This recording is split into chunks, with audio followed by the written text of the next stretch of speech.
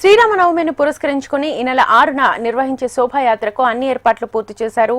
చారిత్రాత్మక సీతారాంబాగ్ ఆలయం నుంచి శోభాయాత్ర ప్రారంభమై కోటి ఆంధ్ర బ్యాంక్ వద్ద ధర్మసభతో ముగుస్తుందని నిర్వాహకులు వెల్లడించారు. శోభాయాత్ర జరిగే ప్రాంతాల్లో 20,000 మంది పోలీసులతో కట్టుదిట్టమైన భద్రతతో పర్యవేక్షించనున్నారు. శ్రీరామనవమి శోభాయాత్ర వద్ద ఏర్పాట్ల గురించి మరింత సమాచారాన్ని మా ప్రతినిధి అరుణ్ అందిస్తారు.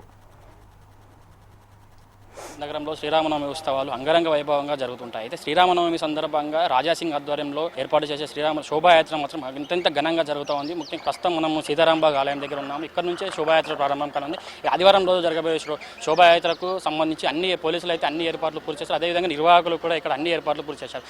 సీతారాంబాగ్ నుంచి హనుమాన్ వ్యాయామశాల వరకు 6.2 కిలోమీటర్ల దూరం పాటు ఈ శోభాయాత్ర జరగనుంది. మొత్తంగా అన్ని ఏర్పాట్లు అయితే భక్తులతో పూర్తి చేశారు. ఇక్కడ శోభాయాత్రకు లక్షలాది మంది భక్తులు తరలి వచ్చే అవకాశం ఉంది. శోభాయాత్రలో తెలంగాణకు చెందిన వారే కాకుండా యూపీ, మధ్యప్రదేశ్, గుజరాత్ వివిధ రాష్ట్రాలకు చెందిన భక్తులు కూడా పాల్గొనబోతున్నారు. మొత్తంగా ఈ శోభాయాత్ర పైన నగర సిబి ఆనంద్ ఒక ప్రత్యేక సమావేశం నిర్వహించి పోలీసులు కట్టుదిట్టమైన భద్రతా ఏర్పాట్లు చేయాలని అయితే సూచించారు. మొత్తంగా ట్రాఫిక్ సిబ్బందికి అదేవిధంగా నిర్వాహకులకు కూడా పలు సూచనలు చేశారు.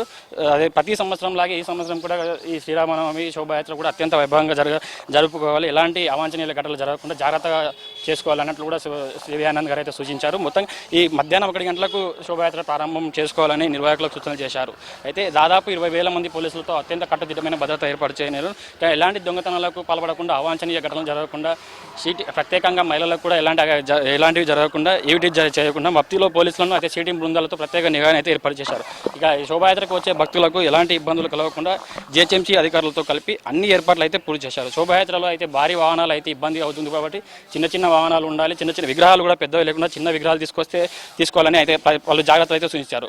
భారీ బందోబస్తులో భాగంగా పోలీసులు డ్రోన్ కెమెరాలతో కూడా పర్యవేక్షణ చేయనున్నారు. మొత్తంగా కమాండ్ కంట్రోల్ సెంటర్ నుంచి డ్రోన్ల సహాయంతో, సీసీ కెమెరాల సహాయంతో ఎప్పటికప్పుడు భద్రతను పర్యవేక్షించనున్నారు.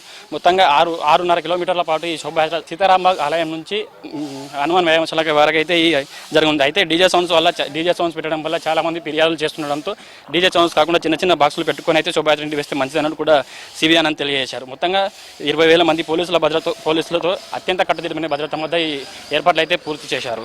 అయితే ఎవరైతే నిర్వాహకులు డ్రోన్ నిర్వహించి వీడియో షూట్ చేయాలనుకుంటే వాళ్ళు ముందస్తుగానే పోలీస్ శాఖ పర్మిషన్ తీసుకోవాలని అయితే సూచించారు. శోభాయాత్రలో భాగంగా నిర్వాహకులతో పాటు పోలీసులు ప్రత్యేక సమన్వయంతో చేసి ఎలాంటి అవాంఛనీయ ఘటనలు జరగకుండా అయితే శోభాయాత్రకు సంబంధించి అన్ని ఏర్పాట్లు పూర్తి చేశారు. కెమెరా పర్సన్ నరేష్తో అరుణ్, HM TV, హైదరాబాద్.